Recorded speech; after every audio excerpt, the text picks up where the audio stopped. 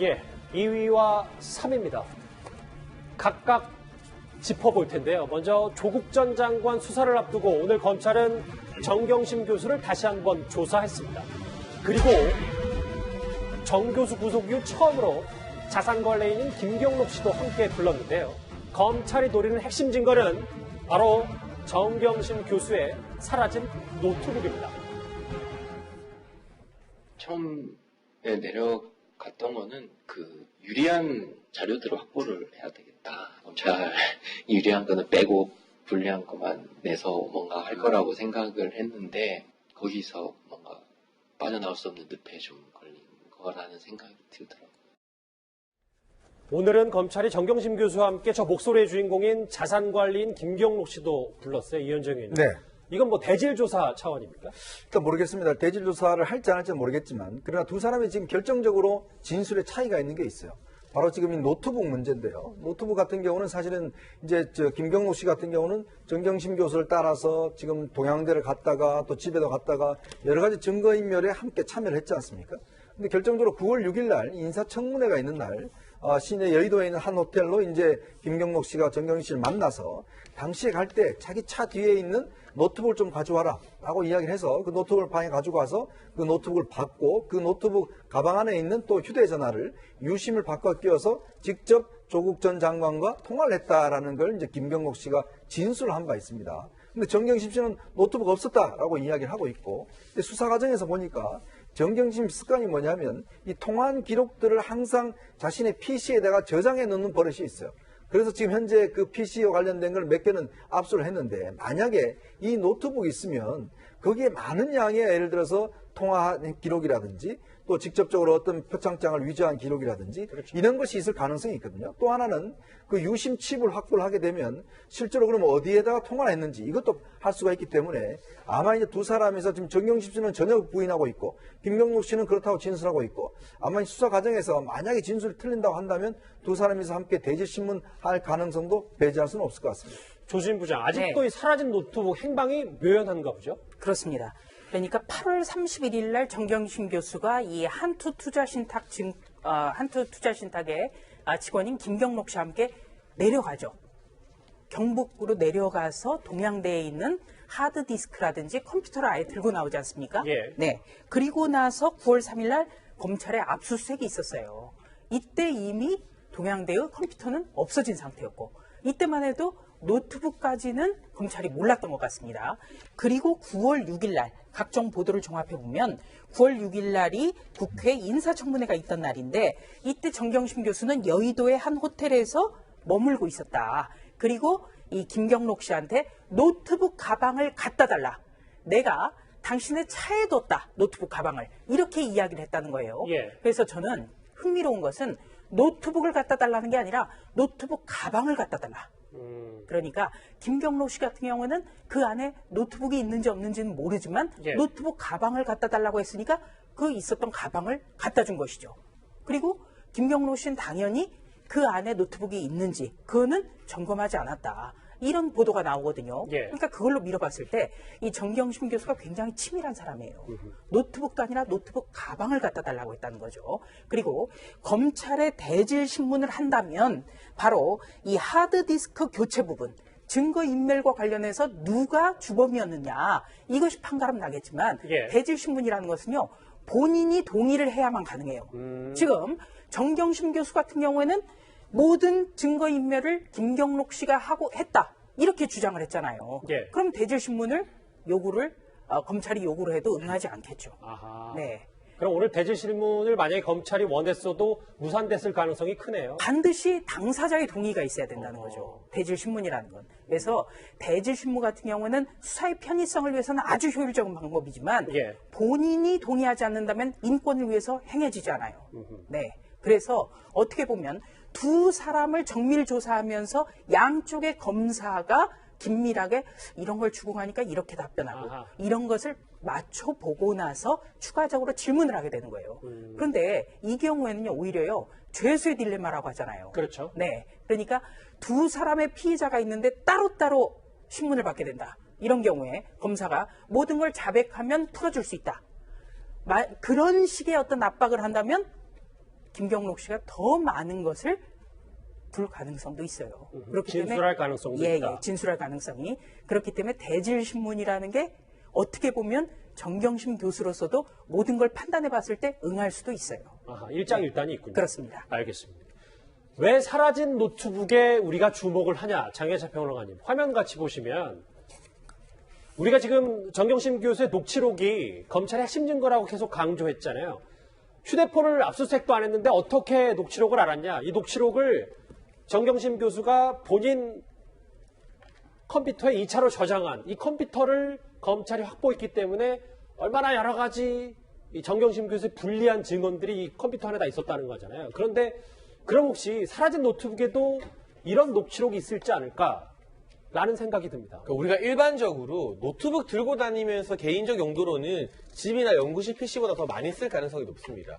그리고 요새 우리의 모든 정보가 이 핸드폰 하나에 다 담겨 있지 않습니까? 그런데 핸드폰을 교체할 때 사진부터 시작해서 이 핸드폰에 저장된 모든 녹음 파일까지 전부 다 백업을 해서 컴퓨터나 잘 쓰는 노트북에 저장을 해두는 게 일반적입니다. 그래야 필요한 사진들 다시 꺼내서 보고 필요한 파일도 언제든지 활용할 수 있으니까요.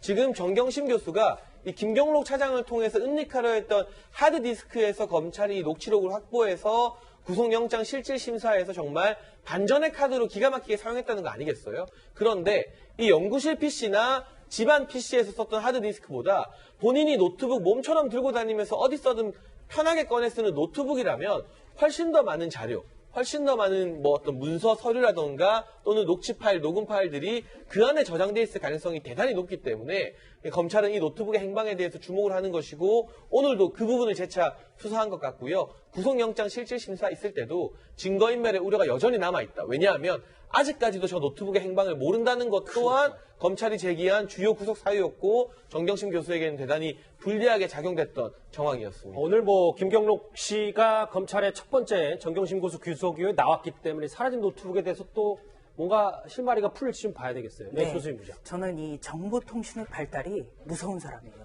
왜냐하면 바로 이런 거죠. 그러니까 정경심 교수가 아마 일일이 다 녹음을 의도적으로 한 것 같지는 않아요. 그런데 자기도 모르게 휴대전화 버튼에 눌려서 녹음하는 경우가 왕왕 있습니다. 최근에 검찰 수사에서 그런 경우가 굉장히 많아요. 자기도 모르게 녹음이 된 파일이 컴퓨터로 이동해가지고 이것이 검찰 수사에 발단이 되는 경우 많이 들었거든요. 왜냐하면 요즘에는 자신이 찍은 사진이라든지 또 이런 녹음 파일이라든지 내가 내려받기 한 어떤 자료라든지 이런 게 클라우드 기능이라고 하죠. 맞아요. 이런 걸 통해서 자동 저장이 돼요, 컴퓨터에. 예. 그렇기 때문에 휴대전화를 잃어버려도 충분히 대체할 수 있는 그런 것도 생기지만 어떻게 보면 범죄의 어떤 의혹이 있어서 수사를 받게 되면 아주 힘들어지는 거예요, 이게. 그렇죠. 정태현 변호사님. 네. 화면 같이 보실게요. 그러면 모르겠어요. 사라진 노트북은 찾을 수 있는지, 그 노트북 안에 뭐가 있는지 저희는 아무것도 모르는데 검찰이 지금 제일 집중하는 게 조국 전 장관과 정경심 교수의 연결고리잖아요. 그렇습니다. 관련해서 조국 파일도 있을지 이것도 성패를 좀 가를 것 같습니다. 가능성이 있습니다. 왜냐하면 정경심 교수가 굉장히 성격이 치밀한 분으로 보이고요. 특히 이제 조국 전 장관과 통화할 때는 굉장히 상황이 다급해졌을 때 아닙니까? 그렇다 한다면 두 사람이 말이 서로 일치해야 되겠죠. 일치해야 되기 때문에 정경심 교수가 조국 전 장관과 통화를 할 때 어떤 내용으로 얘기를 했는지를 본인이 사실은 녹음을 했을 수가 있어요. 증거의 목적이 아니고 본인이 다시 리뷰하고 이렇게 얘기해야 되겠다 하고 그런 점에서 있을 수는 있는데 일단 뭐 본인은 노트북을 받은 바도 없다고 하니까 노트북 행방을 찾아봐야 나올 걸로 보이는데 하여튼 조국 전 장관은 모든 걸 몰랐다고 하는데 사실 수사할 때 모든 걸 다 몰랐다 그러면 굉장히 조사하기 편합니다. 왜 그런가 하면 안 것만 찾아내면 되거든요. 근데 알았는데 결정적인 것 이거는 모른다 할 때가 어려운 거죠. 오늘 자산관리인 김경록 씨가 사라진 노트북에 대해서 어떤 진술을 할지 추가적으로 그것도 저희가 지켜보겠습니다. 오늘 정경심 교수는 구속 전과 마찬가지로 이 세 번째 조사에서도 대부분 혐의를 부인한 것으로 전해졌습니다. 거기에 더해서 이 펀드, 증거인멸과 관련된 혐의 다른 이들에게 떠넘기기도 했는데요. 검찰이 노리는 빈틈이 바로 여기에 있습니다. 이 도망가잖아요. 사기꾼이다라고 생각을 하고 그림을 보면 매우 단순하지. 한 몸으로 보면 결국에는 조국 정경심 교수가 지시를 한 거거든요. 오늘 새롭게 좀 알려진 내용을 짚어볼게요. 떠넘기기. 지난주 금요일에 이현정 의원님, 네. 정경심 교수 측 말고 오촌 조카의 변호인이 죄를 덮어씌웠다. 그러니까 정경심 교수는 죄가 없냐 이렇게 화를 냈었잖아요. 그렇죠. 그런데 오늘 새롭게 나온 얘기는 정경심 교수가 오촌 조카보다 무려 20살 이상 많은 당숙모다. 나는 고졸학렬에 내세울 것도 없는데 내가 펀드를 주도적으로 움직이기는 어렵다라는 변호인 측의 얘기가 나왔어요. 그러니까 지금 조국 장관의 오촌 조카 같은 경우는 아시겠지만 이게 지금 30대 중반인데요. 굉장히 이 주식 투자 분야에 꽤 유명한 유명세를 탔어요. 책도 내고 있고 낸 것도 있고 사실 그 주식계에서는 상당히 이제 고수로 통하던 사람입니다. 이제 그렇다 보니까 이제 그 전에 나온 걸 보면 이게 주식을 잘 아는 오촌 조카가 이제 이걸 투자라고 해서 했다라고 이야기를 하지 않습니까? 이제 그런 상황인데 지금 두 사람과의 관계를 보면 이게 결국 이제 아까도 말씀드렸던 죄수의 딜레마가 여기에 또 해당됩니다. 아까 이제 김경록 씨도 마찬가지지만 두 사람이 어떻게 진술하느냐에 따라서 어떤 이야기를 나누냐에 따라서 형량이 상당히 달라질 수 있어요. 지금 이제 오촌 조카 같은 경우는 만약에 본인이 주도한 걸로 하면 형량이 상당히 높아질 수 있습니다. 자, 근데 정경심 교수가 주도를 했고 본인은 그냥 신행했던 사람 이걸로 할 경우는 뭐 크게 어떤 면에서 보면 형량을 줄일 수가 있죠. 그러다 보니까 지금 조국 오촌 조카의 지금 이제 이 변호인 측에서는 계속적으로 하는 이야기가 뭐냐면 정경심 교수가 주도했다. 그것에 대한 어떤 여러 가지 이제 방증들을 제시하고 있고 이런 갈등 자체가 상당히 어떤 면에서 보면 새로운 사실들도 밝혀낼 수 있는 상당히 어떤 중요한 갈등이라고 저는 생각이 듭니다. 중요한 포인트다. 정태현 변호사님. 그러니까 20살 많은 당숙모가 다 했고 나는 이 펀드에 대해서 모른다는 이 오촌 조카의 전략이 앞으로 정경심 교수에게는 추가 검찰 조사에서 비수로 꽂힐 가능성도 있네요. 그렇죠. 근데 두 사람의 이해관계를 우리가 한번 잘 따져봐야 됩니다. 정경심 교수는 무조건 무혐의 내지는 무죄를 받아야 될 입장입니다. 내가 공범인데 내 책임 범위가 적다. 그것만 갖고는 안 되고 무죄를 받아야 되고요. 그렇다고 한다면 나는 아무 잘못도 없고 조카인 조범동이 모든 것을 다 했고 나는 피해자다. 이렇게 돼야지 벗어날 수가 있거든요. 한편 오촌 조카의 조범동 입장에서는 내가 혼자 다 했다고 하면은 자기는 완전히 국민적 지탄을 받을 뿐이라 엄한 벌을 받게 되죠. 그래서 본인으로서는 정경심 교수와 같이 했다고 하는 수밖에 없는 거고요. 더더군다나 지금 나온 얘기대로 정경심 교수가 단순한 가정주부는 아니지 않습니까? 예. 그러니 돈도 정경심 교수가 됐고 정경심 씨가 주도하는 대로 따라서 나는 하수인을 했다. 이렇게 하는 것이 본인의 형량을 줄이는 거죠. 그러니까 서로에서 예언에 일치되지 않기 때문에 결국에는 싸우게 되고 그 과정에서 오촌 조카도 정경심 씨의 다른 혐의라든지 다른 증거들을 입증할 수 있는 그런 증거들을 내놓을 가능성이 있습니다. 이쯤 해서 얘기를 해보니까 장례차 평론가님 사안이 절대 비교는 되진 않으나 국정농단 사태 때 박근혜 전 대통령과 최순실 씨의 재판 과정에서 증언들이 달라지는 것 그리고 당시에 정호성 전 비서관의 녹취록이 결정적 역할을 했다는 것 증언이 다른 것과 녹취록 두 가지가 조금 많이 비슷해지는 거 아닙니까? 그렇죠. 어쨌든 사건의 핵심 당사자 측근들의 기록이나 녹취는 사건이 발생하면 주요 증거로 채택이 될 수밖에 없고요. 국정농단 재판에서 특히 안종범 전 수석의 수첩, 안종범의 메모를 증거로 채택하느냐 마느냐가 재판마다 서로 다른 재판마다 논란거리였었습니다. 안종범 전 수석도 마찬가지고 정호성 전 비서관 같은 경우도 다량의 음성 메모, 음성 녹음을 확보한 것으로 알려지고 있는데 일부가 언론사에 유출이 되면서 우리가 들었기도 했고요. 박근혜 전 대통령 재임 당시에 이 재판과 관련해서 제출된 녹취 파일만 무려 200개가 넘는다고 합니다. 230개가량의 녹취 파일을 재판부에서 확보했다고 하는데 바로 이러한 수첩과 녹음 파일이 있었기 때문에 박근혜 전 대통령 같은 경우는 수사에 들어가기도 전에 재판 결과 나오기도 전에 적어도 청와대의 어떤 내부 원고가 최순실 씨에게 외부로 유출된 것에 대해서는 대국민 사과까지 발표하지 않았습니까? 완전히 동일한 사안은 아니지만 이번에도 보게 되면 정경심 교수가 특히 가장 가까운 사람이 김경록 차장과 나눈 대화들 서로 두 사람의 이해관계가 달라지면서 김경록 차장의 적극적인 진술이 지금 정경심 교수 측, 조국 전 장관 측에게 매우 불리하게 작용을 하고 있고 오촌 조카와도 통화를 하면서 나눴던 녹취 파일들 또 남동생인 정모 씨 역시도 핵심 당사자입니다. 그 정모 씨의 집에서 주식 12만 주가 실물로 발견됐잖아요. 이러한 녹취 파일들이 아마 검찰 수사나 재판 과정에서 아킬레스건으로 작용할 가능성이 매우 높습니다. 떠넘기기와 녹취록 비슷한 분위기가 지금 흐르고 있습니다. 우리가 그 마피아 영화 같은 걸 보면은 마피아 두목은 안 잡혀가지 않습니까? 사회에서 유명인사로 행세하고 그 이유는 뭔가 하면 그렇지. 마피아 조직원들이 다 자기들이 책임을 부담하기 때문이거든요. 우리 대장은 모른다. 우리가 한 것이다.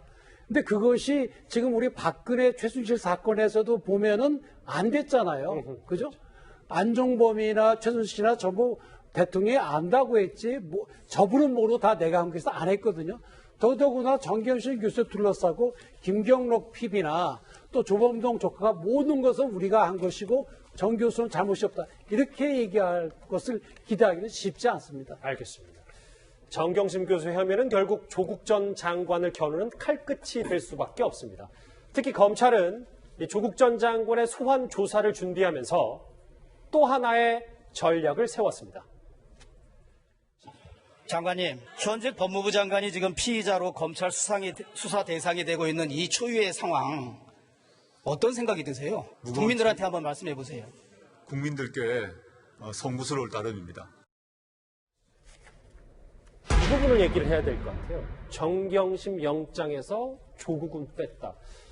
조수진 부장, 네. 윤석열 총장의 검찰이 이것도 전략이라는 분석이 나오는 게 부인의 영장에서 남편의 혐의가 빠진 게 왜 검찰의 전략인지에 대해서 지금 말들이 많습니다. 네.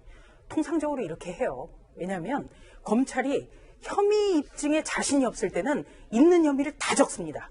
그리고 모든 혐의를 다 넣습니다. 그런데 혐의 입증에 정말 자신이 있을 때는 정경심 교수 걸로만 하더라도 이거는 영장 발부가 확실하다 예. 했을 때는 11개 정도만 넣는 거예요. 그리고 또 한 가지는 이 조국 전 장관이 이 혐의가 자기와 관련성이 있다는 것을 알았을 때는 방어권을 행사할 수가 굉장히 편하잖아요. 그런 경우는 일부러 숨깁니다. 그러니까 이런 경우에는 조국 전 장관이 어떤 준비를 할 수 없게끔 하면서도 정경심 교수에 대한 혐의 입증이 그만큼 자신감이 있었기 때문에 일단 조국 전 장관과의 직접적인 혐의는 뺐을 가능성이 높습니다. 알겠습니다.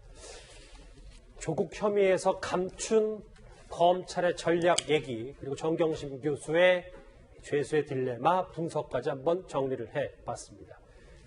다음 주제, 이제 본격적으로 유시민 이사장 관련 얘기로 넘어갑니다. 다음 주에 바로 확인합니다.